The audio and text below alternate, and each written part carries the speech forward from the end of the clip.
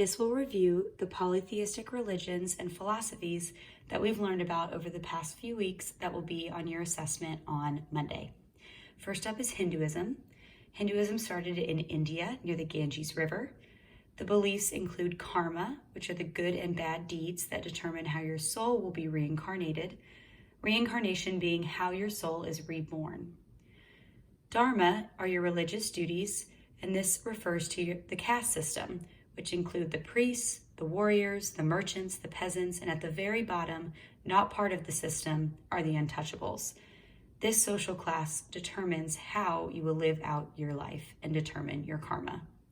Moksha is a state of perfect understanding that can be reached by the Brahmin priests. How they worship are using the Vedas, which are the holy books. They meditate and practice yoga, and most are vegetarians because they believe that all living things, including animals, have souls, especially the cow. Their main deity or god is Brahman. Brahman takes many forms, over 330 million, but the top three are Brahma, the creator, Vishnu, the preserver, and Shiva, the destroyer. Their goal as a Hindu is to reach nirvana, the state of peace and happiness. The next is Buddhism. Buddhism also began in India, but quickly spread to China, Japan, and Korea. This religion was most likely practiced first by the untouchable class, who in their society would never be able to reach a higher social standing unless they had perfect karma. The who in this scenario is Buddha. Siddhartha Gautama. He was a prince who went on a journey, found out the truth of the world, and created the Four Noble Truths. These truths include that all life is full of suffering. Suffering is caused by desire.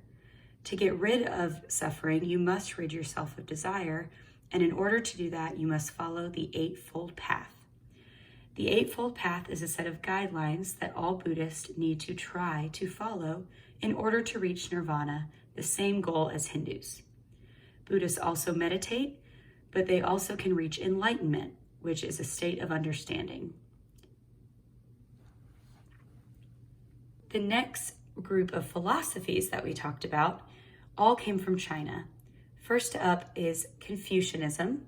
Confucianism believed that you needed a very good government, that government and the people needed to be related to respect and relationships.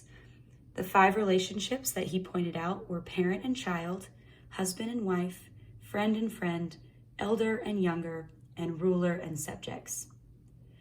Confucianism was followed by Taoism. Taoism is the belief in nature, balance, and having a lesser amount of government. It's more about the individual and keeping harmony in the world. Taoists follow the yin and the yang, which represents balance and opposites in nature, like day and night. You can't have one without the other. And the last one, and the most strict, was legalism. Legalists believed that everyone is naturally selfish and that harsh punishments were the only way to get people to do what you want and to keep a harmony-filled society. The government would control everything. Next, we started polytheism for real. Now, the polytheistic societies we talked about are Mesopotamia, Egypt, Greece, Rome, the Aztecs, the Mayans, and the Incas. All of these believed in many different gods. Each god had a very specific purpose. Like in Egypt, Ra, or Amun-Ra, was the sun god. They all believe in a form of an afterlife. Like Egypt believes in the next life, and Greece in the underworld. Mesopotamia had an afterlife, but it was dreary and gloomy. They all give sacrifices to the gods and pray. They may sacrifice food, animals, and unfortunately, sometimes humans. They worshipped in temples and held festivals for the gods. Each of these places that we've learned about have very specific gods that apply to their civilization as a whole. As the civilizations grew, the gods expanded. The Mayans, Incas, Aztecs, Greeks, and Romans had hundreds of gods, all of which impacted every aspect of their daily life.